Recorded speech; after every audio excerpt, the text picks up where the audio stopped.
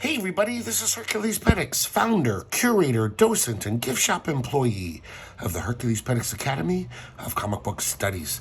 Today we're going to be looking at Two-Fisted Tales number 3, continuing our look at possibly one of the greatest comic book series ever produced. One of the main reasons for that is editor Harvey Kurtzman, who was kind of a perfectionist, very exacting, and really did as much work as he could to make this the best comic he could be. And of course, once again, he supplies the cover here. And this cover I find interesting because this cover, the whole narrative of it, becomes the template that Joe Kubert would follow for like hundreds of covers in his war work. And basically, there's a soldier who doesn't know what's going on, making a comment in ignorance. For example, "Gee, Joe, I heard that a lot of the enemy are infiltrating these refugees. How can we tell? Joe, did you hear me, Joe?" And what he doesn't see is one of these enemies has indeed infiltrated the refugees and has killed his friend Joe with a knife. And Joe Kubert would do this so many times, where it'd be like two GIs in the background and walking towards us, and they'd be saying, "Whoa, good thing this town's been cleared out of the enemy. It's going to be smooth sailing from here on in." But what they can't see in the foreground is two Nazi gun nests about to kill them. That became almost a cliche with war comics covers, especially with Joe Kubert. But I think you got it from this. Otherwise, just another great cover. I just found out that Harvey Kurtzman would color all of his own covers. So anytime you see a Harvey Kurtzman cover at EC, he was coloring it. He had an amazing color sense, as well as just an all-around great design sense. So once again, just these Harvey Kurtzman covers are just stunning to me. They're so good. And, he's got a simple, very, very simple style. But man, it's these covers are so much better than like really illustrative, fancy artists. We start off with Massacred. This is all the stories in here are written by Harvey Kurtzman. At this point, I'm pretty sure he writes almost all the stories. He really took control of this comic. And once again, we have the art team of John Severin and Bill Elder. Severin penciling, Elder inking. So this is almost like a little mystery story. We see these American soldiers in Korea. They find this gully here, and it's full of Korean soldiers in UN uniforms. So they're on the American side. And all their hands are tied behind their backs with shoelaces. And they've all been shot dead. So these Americans are like, what the hell happened? They hear a groan. One of them is alive. And it's an American soldier. And they say, "Oh man, these poor guys here." He's like, "Yeah, don't waste any sympathy on them. I'll tell you the whole story." So he was out with his patrol, this surviving soldier, and he had one South Korean guide, an ally, Yup In Pai. They get ambushed by a machine gun nest, and then the Russian tanks come up. Obviously on the North Korean side. So they're all taken captive. This guy, Colonel Jun, from the North Korean forces, he basically says, I never take prisoners. This is my policy. And he tells everyone to tie their hands behind their back with their own shoelaces. And he says, "This is how I treat prisoners in my command." And he just mows them down in cold blood, completely ignoring the Geneva Convention. For some reason, the American soldier and his interpreter, Yup, they aren't killed. And so they strip the uniforms of the South Korean soldiers, the dead ones, and they put them on. They're going to ambush some Americans. They've got this whole elaborate plan. Oh, that's why they didn't kill the American. They need him to lead them through a minefield. And then they're dressed as, the UN forces, so they'll be able to get through. Nobody will shoot at them until it's too late.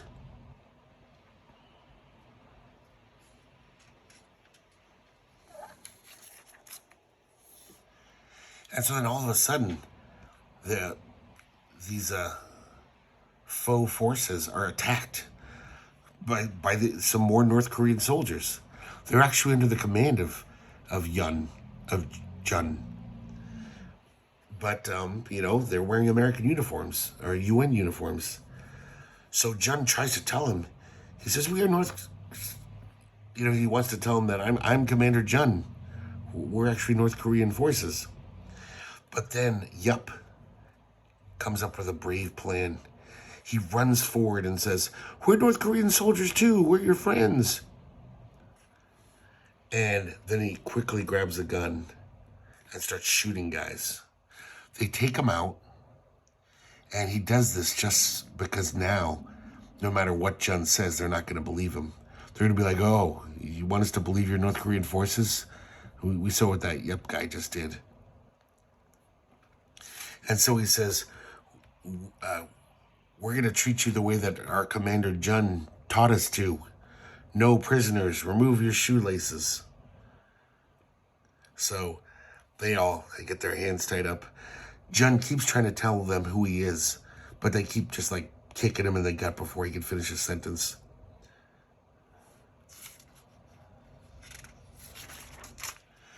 And at the very end, he's yelling, "But I am Colonel Jun."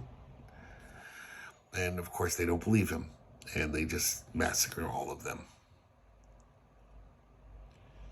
You can tell that these are Harvey Kurtzman layouts, even though it's Severin Elder. Just so good. I just love this panel. This great sound effects. This is all Ben Oda lettering. Ben Oda lettered most of these comics. One of the great letterers in comics history. So that's the ironic finish where Colonel Jun got killed by his own forces. Next we have Devils in Baggy Pants. Now this is the story about right before D-Day, paratroopers were sent down to take out the bridges in the area so that once D-Day started, the Germans couldn't send in reinforcements. So this is their brave story. I guess they call them Devils in Baggy Pants. I kind of doubt that. But guys, look at this. This is Wally Wood. So remember I told you like 2 issues ago, like, yeah, Wally Wood's great, but he's going to get better. We're already seeing it. This is early 1951 now. And from here on in, Wally Wood stuff is just going to be like awe-inspiring. It's going to be just like, how can one man draw this good? So we find these guys, they find the aftermath of this invasion. A lot of the paratroopers didn't even make it to the ground. Some of them got caught in trees and were easy pickings for the Nazis. And so they're just hanging dead. They find one guy alive, and he's ranting like a lunatic. He says, "It's not fair, I tell you. You can't judge a man a coward without giving him a fair chance. One man can be a mild little gink, while another can be a loudmouth tough guy. But which is really the coward? You can't tell." He's just freaking out. And so he basically says, "I got a story for you guys." It begins in Georgia at the 805th Parachute Infantry Regiment was training there at Fort Benning. One day, this young kid shows up, Albert Smith. They all called him Duck Butt. He just looked like this frightened little kid. Maybe he was. He was kind of a scared kid, he's 18. And everyone's, it didn't take long for the bullies to start picking on him. He was kind of easy pickings because he just looked like this scared little gink, as Harvey Kurtzman writes. And we see them bullying him all during training, especially this one guy, Sergeant Purvis. Now we see they're in Scotland, and they're about to invade France to do their mission. I don't know what's up with this general giving them their orders. He's got this big, I think he's bald, so I think that's supposed to mean he's got a big shine on his head, but it just looks like he has a yarmulke on. a yarmulke on, I think that whatever Jewish guys call that, yarmulke, and a white yarmulke. It's very weird. You can still see that wood's not at 100% yet. I mean, his 100% is better than anyone's. It's phenomenal. It's still pretty damn amazing, though. But he's going to get even better from here. So the mission begins, and they're all over France, and we see the invasion. A lot of them get picked out of the sky. There was a lot more German troops than they thought. They didn't think it would be this many casualties. And then, of course, like we said earlier, a lot of them are just, they end up in the trees, and then they're just like easy targets, you know? So basically, like B Squad, they like 6 of them were alive. Only 6 of them survived this onslaught. And so they reconvene at a rendezvous point, and they're going to blow up. They're going to find that bridge and blow it up. But the Germans had spotted B Squad before they even hit the ground. So they were on to their shenanigans. I love this panel here where for some reason the colorist just left this black and white, and we see these in the foreground. We see these almost silhouettes of these guys. Just a really striking panel. So they find this old bridge, and there's almost like a little castle and a blockhouse. And they think it's going to be pretty easy because they don't realize the Germans are already there waiting for them, ready to kill them all. And the Germans tear into them with their machine guns. Man, this panel is just amazing to me. It's almost like abstract art. It's just like a bunch of weird lumping shapes, weird colors. It looks kind of neat. So there's only 3 of them left, including, our little dink friend. What's his name? Albert Smith. Sergeant Purvis and another guy. Sergeant Purvis is starting to get very scared. He's all sweating. And it looks like Albert is keeping his cool. He's like, we got to do this. So basically, the one guy who's not Purvis and Smith, he's the demolitions expert. So he's going to plant the bombs. They're going to cover him with a machine gun. But Sergeant Purvis runs away. He freaks out. He loses his nerve. And so it's up to Smith, all by himself, to man the BAR gun, the bar gun. And he just mows down these Germans. But then a tank shows up, a Nazi tank. But it's too late. The demolition man succeeds, blows up the bridge. But you can't fight a tank with a machine gun. Soon the blockhouse was silent. They take out Smith. And then you probably already guessed this already, but now we cut back to the present. That raving guy, the guy who's raving like a lunatic, he's all like, where was the brave, tough Sergeant Purvis when the fireworks broke out? He was hiding in a ditch. Big mouth Sergeant Purvis. And as they lead him away to the loony bin, of course the guy says, there's your answer, Corporal. That's Sergeant Purvis. He looked like he really lost his senses. So just another really great war tale. So they started doing this in these reprints where they had like, just kids could send in drawings, send in their little poetry, like usually scary poetry. Kind of a cute idea, kind of neat. Like some of these kids are like 8 years old, just sending in their goofy stuff. They do one of those, little stories for postal regulations, but this is actually a new story from an 11-year-old kid. It's basically, he's just retelling a ghost story. But I like how they actually give him the whole logo, as if this was some old prose story from Easy Comics. We have a letter page, finally. And now we have the introduction in Two-Fisted Tales of Jack Davis. Already so freaking good. I mean, so good at Westerns. And, so good at many things, but, Westerns were his forte. So here we have Colt Single Action Army Revolver. The central figure of this story is a very colorful character indeed. Born in 1873, she played a big part in the winning of the West. Officially, her nomenclature was then. So this gun is the main character in the story. We see these two prospectors, this younger guy and a grizzled old prospector. I guess they struck it rich. They've got a big bag of gold dust. They're going to head into town to cash it in.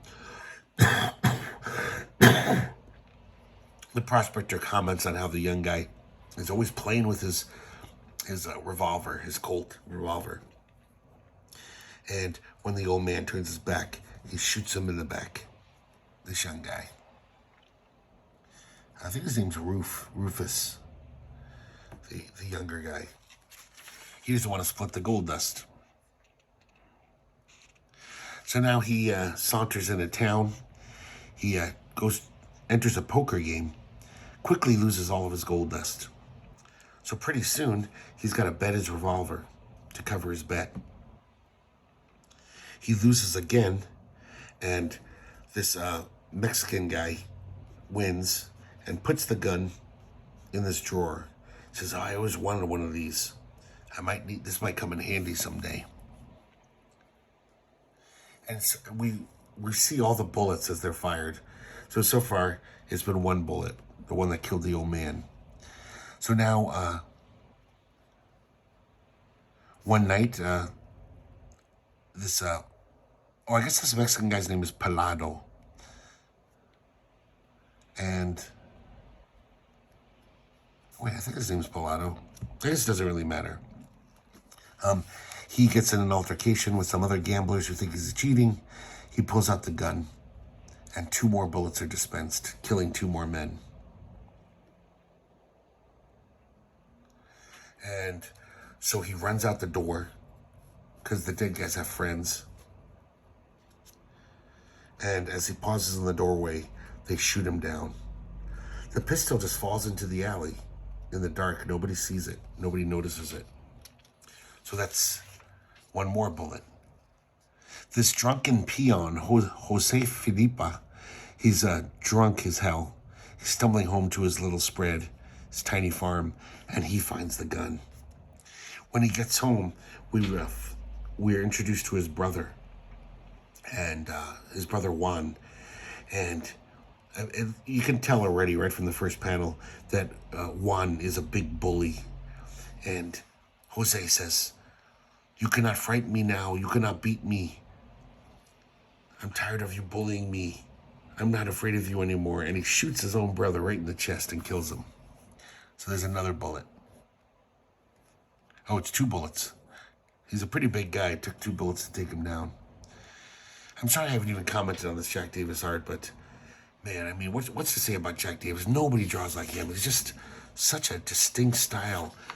This is his early stuff. So it's not the full-on Jack Davis style with all the scratchy lines and kind of loose composition. Not composition, but just loosely drawn. It looks loose, but every line is perfect. So then Jose feels incredible guilt. And he says, I'm just going to ride out into the desert where the law can't find me. And so after a day or 2 out in the desert, he just throws the gun away. He says, this gun is evil. I must throw it away lest it make me sin again. And so then a few days later, or a little later, we see a bunch of renegade Apaches. They're on the trail of Jose. They're following the trail of his horse.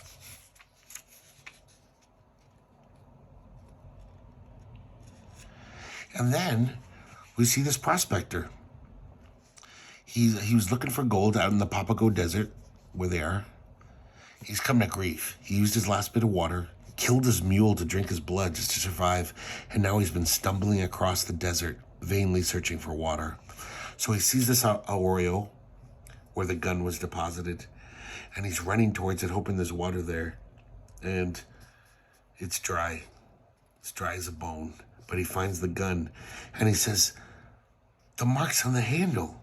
This is my .45 revolver. So this is that guy Rufus from the first page. And he laughs. He says, it still has one bullet in it. That's why my cult is here. She's waiting with one bullet, waiting for me. And he turns it on himself and shoots himself in the face. Really intense story. I mean, I don't even think they would write this story today, because this guy kills himself at the end. But he knew he was going to die anyway, and he didn't want to die of thirst. Really great story. Harvey Kurtzman, man.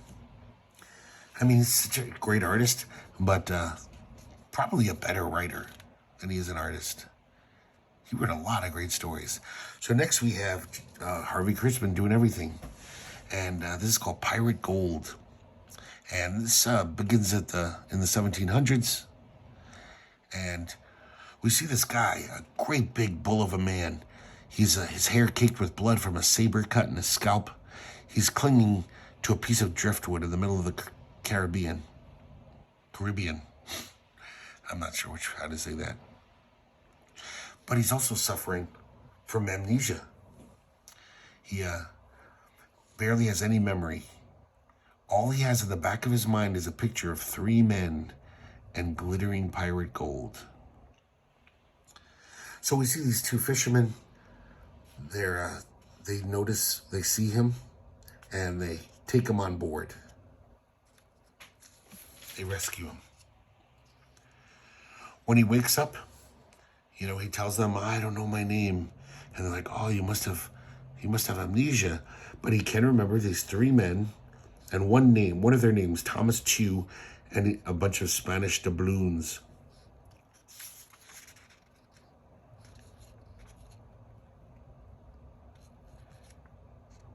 Man, just Harvey Kurtzman's inking. These thick, chunky lines. It's almost like Alex Toth says, like the less is more philosophy. There's no extraneous stuff. It's just pure, great cartooning. So he says, I must find these guys. And he finds, within his an oilskin pouch in his pocket, he finds a letter of marque made out to Captain Ben Sawkins. And it's signed by the pirate king, Jean Lafitte, at Galveston, Texas. So he's like, we got to go to Galveston. And they're like, well, we're not headed that way, sir, senor. And he's all like, we're going to Galveston, you fish peddler. And so he just throws these guys off their own boat, because he wants to get to Galveston. He wants to get to the bottom of this. So Galveston's a little island off the coast of Texas. And that's where all the pirates hang out. So he's thinking about how the name Thomas Chew is still turning over his brain. He knows he's got to find him. And then this one pirate says, oh my God, it's the ghost of Captain Ben Sawkins. He says, you know me? And he says, yeah, you're Captain Sawkins. You commanded the Pandora for Jean Lafitte. And I shipped with you. You were lost at sea. So he says, who is Thomas Tew? He says, Thomas Tew was your first mate. Took command when you vanished at sea last month. Went back to Barataria with the second mate and the bosun. So I guess Barataria is at the mouth of the Mississippi. It's a bunch of swampland. So he's starting to remember. And he's like, oh yeah, the second mate was Calico Jack Sharp, and Ben Avery was the boatswain, the bosun. He's like, you're right, sir. So he's like, I gotta get to Barataria. Sorry, I don't know how to say this. Barataria? Sounds like some digestive tract illness. So he's heading there. He gets to the swamp, and he finds the 3 guys. They're talking about how they're looking for some treasure that they buried under a cypress tree. Ben sneaks up behind him, and Captain Sawkins sneaks up behind him, grabs their sword stuck in the sand, and he confronts them. Of course, they're shocked. They're like, oh my God, it's Captain Sawkins. He's back from the dead. Quick, shoot him. And the guy shoots, but he only kind of wings his shoulder. And Sokkin says, "You'll never have enough time to reload before I kill you, boys." And he wades into them and just starts slaughtering them. Finally, Tom 2 is the only one left, his first mate, and he's begging for his life. And he says, "I won't kill you. I need you to recount to me what happened in the last month. Where are the doubloons?" So we see a flashback. So I guess the American Navy was cleaning out Jacques Lafitte's pirate stronghold at Barataria. So in the chaos, the four of them snatched a casket of doubloons and just basically took off. It's heavy as hell when they're in this little boat, so they decided to bury it under the cypress tree. And they would come back and divvy up the money when things had cooled down. So they follow Lafitte to Galveston, and that's when they sailed off on the Pandora, looking for more pirate loot in the Gulf of Mexico. One night, Ben Avery and Thomas Chew threw him overboard, and Thomas took command. And so now it's all coming back to him. He's like, "I remember now." And so Thomas Chew says, "You can have the whole treasure, Captain. Just spare my life." He's like, "Oh, thank you very much. You're very kind. Now I can have the whole treasure. Thank you, Mr. Chew. Thank you. Thank ye." Look at this. He's just stabbing him over and over, slashing into him. He's lost it. I love this color choice here. There's a note I noticed on Grand Comics Database. Apparently Maurice Severin hadn't started coloring these comics yet, but they are a cut above a lot of those Golden Age comics. A lot of the Golden Age comics, they didn't even think about the coloring. They just sent it off. There was a room full of middle-aged women colorists who would just color things any way they felt like it. There was no notes from the editor or the artist saying, "Oh yeah, I really want this color scheme here." They just colored it, whatever. The sky is blue, the sun is yellow. But EC was already using color to dramatic effect even before Marie Severin joined the team. And she would definitely further that. So he's all breathing heavy. He's just like, losing blood from this pistol wound. Treasure. Vaguely remember. And so he runs towards the cypress tree. And he says, "Oh, yeah, I remember now. We chained it, fastened it to this tree with a chain." So in the swamp water we see, the submerged casket is under the swamp water. And so he's crawling towards it through the blasted mud. And then at the last second, he remembers one more thing. He says, "When we buried the treasure, we buried it in the middle of quicksand." And so he meets a grisly fate. Kind of a little... So even though these are tales of He-Man adventure, they still do the EC twist ending that all the horror comics kind of relied on. I guess the science fiction, all the comics did, science fiction as well. But I kind of like that little twist where he remembers the crucial thing at the very last second when it's too late. And that's it, guys, for Two-Fisted Tales number 3. Another amazing issue. And it's just going to get better from here, I'm pretty sure. So I can't wait to read the next one and the next one. And hope you guys like looking at this as much as I liked reading it. And I hope to see you again next time here at the Herculespetix Academy of Comic Book Studies.